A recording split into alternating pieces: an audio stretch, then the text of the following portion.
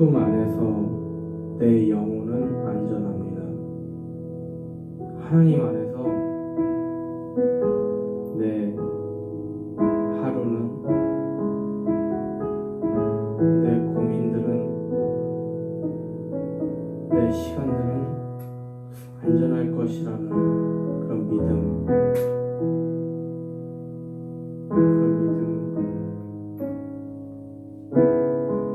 그것을 함께 고백하도록 하겠습니다.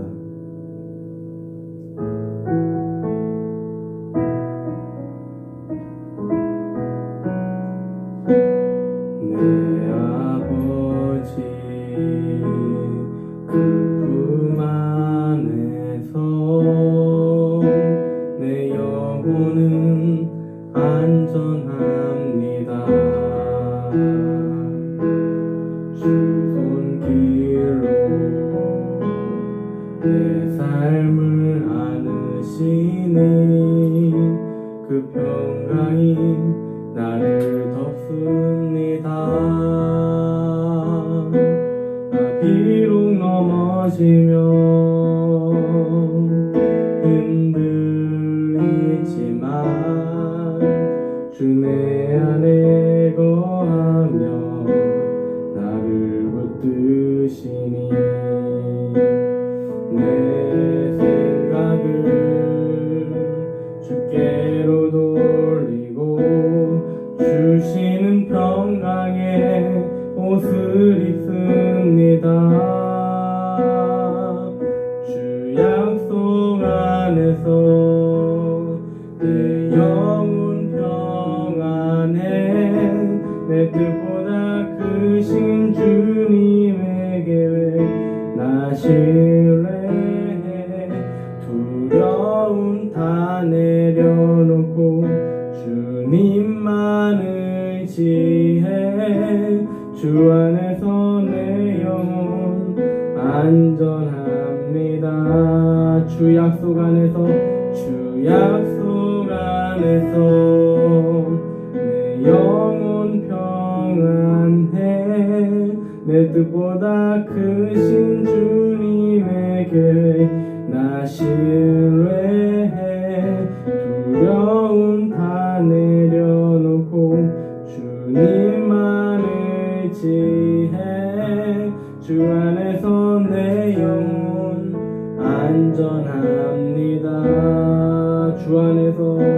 주 안에서 내 영혼 안전합니다. 이 시간 기도하기는 이 하루를 하나님께서 주셨으니 하나님의 그 뜻 안에서 우리가 만족함을 얻고 우리가 믿음으로 승리하게 해달라고 기도하겠습니다. 하나님, 이 시간 주님 앞에 나아옵니다. 이 시간을 통하여서 이 하루가 온전히 주님 안에서 거하는 하루가 되게 하여 주시며 주님이 우리를 보호하여 주시고 우리를 계획했던 그 현장 가운데 사랑의 인생, 사랑의 나눔, 사랑의 교제 가운데 우리가 살아가는 우리의 시간, 맡겨진 시간이 되게 하여 주시옵소서. 주님만 바라볼 때 우리가 갈급함 없이 목마름 없이 하나님만 바라보며 하나님께서 주시는 그 달콤한 그 공급하심이 정말 우리가 만족함을 얻어서 하나님께 온전히 나아가는, 온전히 영광 드리는 주님 우리의 삶이 되게 하여 주시옵소서. 감사드리오며 우리를 구원하신 예수 그리스도의 이름으로 기도드리옵나이다. 아멘.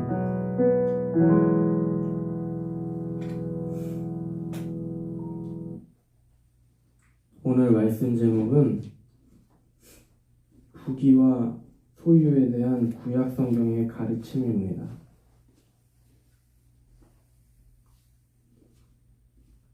구약 성경에 등장하는 인물은 하나님이 주시는 복을 누렸습니다.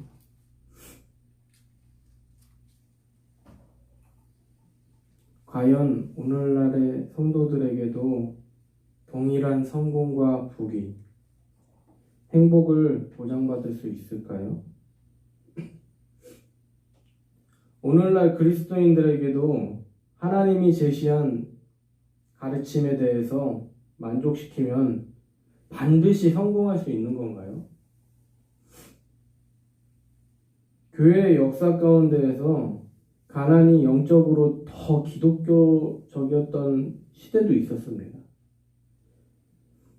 그러나 산업혁명 이후로 발전 속도가 기하급수적으로 배로 빨라짐에 따라서 부귀와 소유에 대해서 많이 변했습니다. 많은 사람들이 물질의 풍요가 인생의 성공으로 생각하는 경우가 많아지면서 교회 지도자들까지도 사람들에게 풍요와 부흥과 성장에 대한 설교를 많이 하게 되었습니다.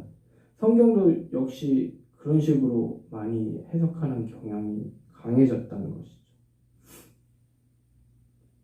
그러나 사실 부귀와 소유에 대해서 몰두하는 것은 그걸 얻어야 되고 모으는 방법, 그런 모든 것에 집중하기 위해서 하는 그 모습은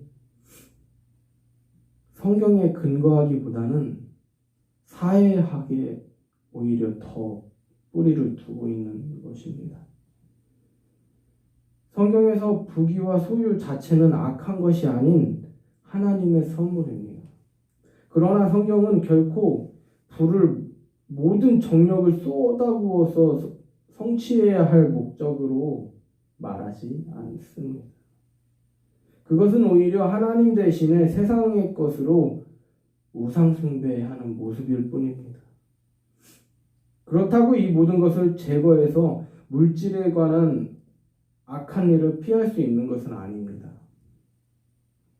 왜냐하면 자신을 스스로 가난하다고 하면서 자신의 의로움을 드러내는 사람도 있기 때문이죠. 역시 그 반대의 모습도 있죠. 내가 있으니까.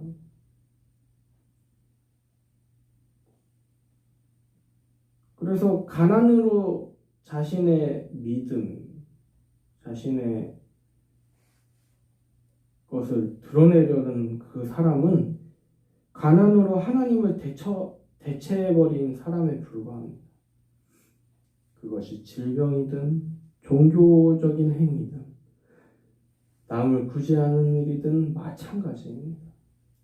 중요한 것은 그 삶 속에 하나님께 영광 돌리려 하는 모습이 중요한 것이죠.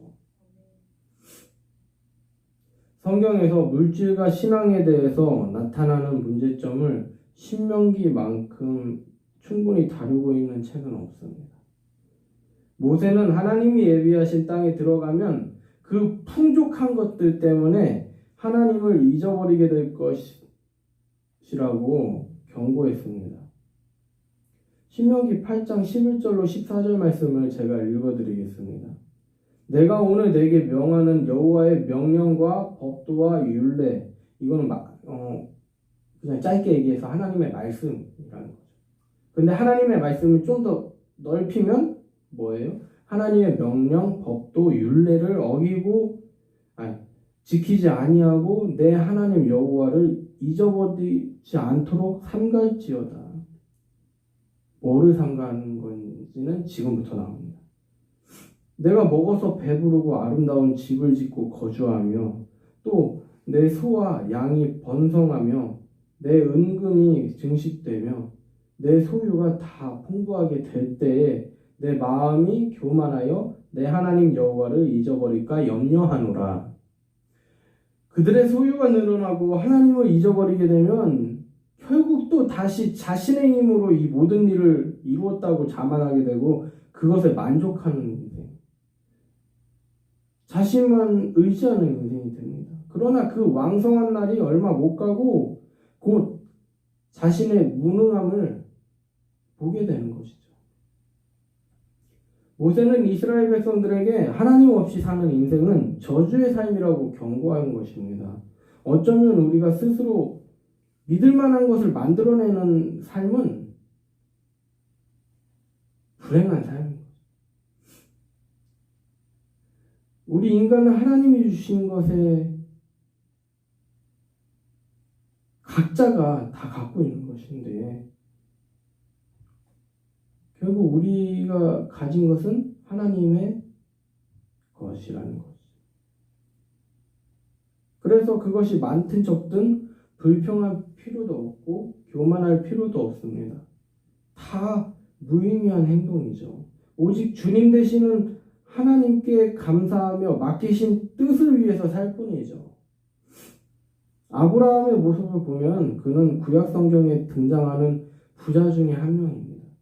대표적인 인물이죠. 그는 하나님에 의해서 아들도 얻었고 부귀도 얻었고 사람들로부터 이로부터 질투도 받았어요. 마찬가지로 야곱도 욥도 솔로몬도 그 부귀가 주는 안락함을 누려봤어요. 구약 성경의 선포자들은 부귀를 정죄하거나 가난을 도덕적인 이상, 신앙의 높은 모습으로 결코 평가하지 않습니다.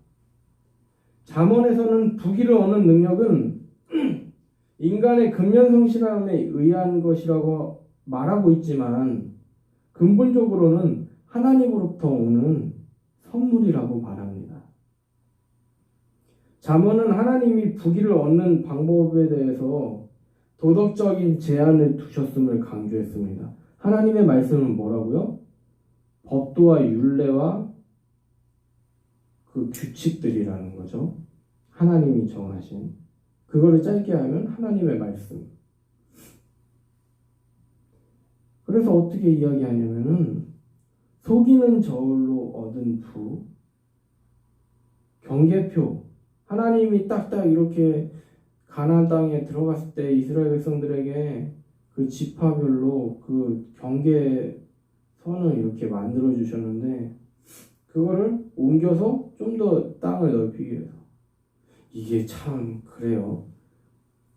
내가 더 가지고 싶으면요, 결국요, 그 모습을 보면 그 땅이 이렇게 있으면은 여기 경계표가 있으면은 이걸 옮겨 놓으면요, 내가 많아졌잖아요. 더 이렇게 있었는데 경계표가.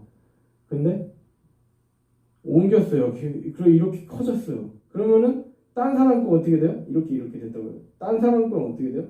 이렇게 됐었는데 이걸 옮겨보니까 딴 사람은 줄어든 거죠. 나는 이렇게 넓어질지 몰라도 그런 걸로 인하여서 얻은 그 부, 억압과 폭력을 통해서 얻는 것들. 그렇게 해서 얻은 부는 그 사람에게 죽음에 덫일 뿐이라는 거죠. 이것은 마치 아침 안개와 같이 허망한 일을 겪을 것임을 경고했습니다. 성경의 표현이에요. 그렇다면 부귀를 쫓는 인생은 무엇이 잘못된 것인가? 어디서부터 잘못된 것인가? 부귀는 하나님이 주신 축복일 수 있지만 그것에 대해서 과대평가돼서는 안 됩니다.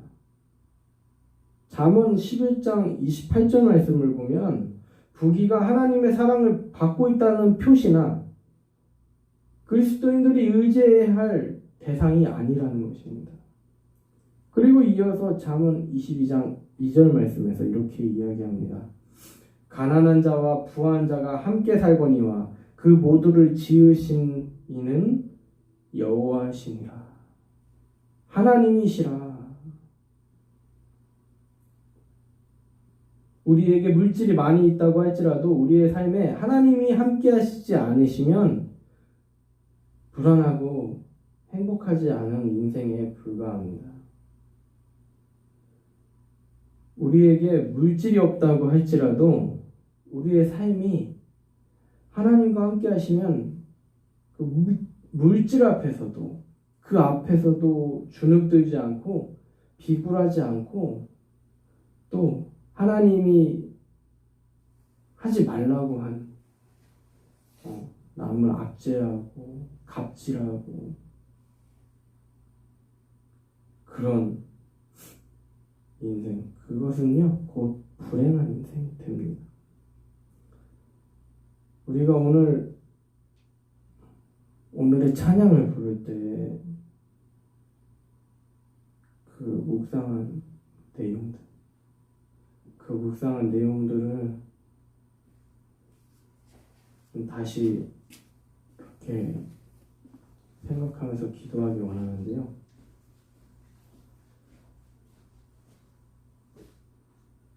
내 아버지 그 품 안에서 내 영혼은 안전하다고 한번 고백해 보겠습니다.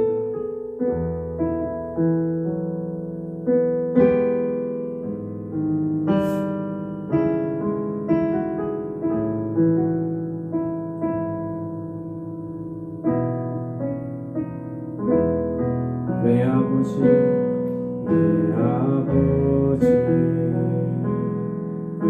품 안에서 내 영혼은 안전합니다. 주 손길로 내 삶을 안으시니 그 평강이 나를 덮습니다. 나비록 넘어지며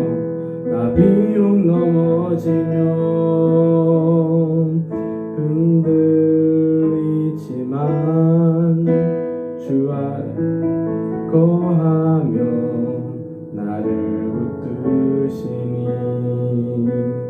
내 생각을 주께로 돌리고 주시는 평강에 옷을 입습니다. 주 약속 안에서 내 영혼 평안해. 내 뜻보다 크신 주님의 계획 나 신뢰해. 두려움 다 내려놓고 주님만 의지해. 주 안에서 내 영혼 안전합니다. 이 시간 기도하기 원합니다. 오늘의 말씀을 통하여서 하나님이 우리를 향하신 그 사랑이, 그 모든 계획이, 그 은혜가 우리의 삶 속에 온전히 회복되기를 이 시간 간절히 주여 3번 부르시고 기도하겠습니다. 주여, 주여, 주여. 하나님, 이 시간 하나님의 말씀 앞으로 나아갑니다. 그 뜻으로 이 하루 우리의 인생을 주님께 드리려 합니다. 하나님께서 주신 것이니 우리가 온전히 하나님께 드릴 수 있도록 주님 우리의 마음을 붙들어 주시옵소서. 우리에게 임하신 그 사랑의 빛, 섬김의 빛, 회복의 빛, 축복의 빛, 그것을 주님이 주신 것이라고 인정하며 나아가기 원합니다. 주님, 이전까지 묵상 없이 살아와서 그냥 살았다면 이제는 하나님 그 한 분만 바라보며 나아가기 원합니다. 그 안에 행복이 있고 기쁨이 있음을 주님 맛보게 하여 주셨으니 이 말씀 붙들고 이 믿음 붙들고 주님 이 하루를 살게 하여 주시옵소서. 주님이 우리와 함께 하여 주실 줄 믿사옵고 우리를 구원하신 예수 그리스도 이름으로 기도드리옵나이다. 아멘. 이 시간 주님을 찾는 그 마음으로 이 하루 하나님 나와 함께 달라고 기도하겠습니다.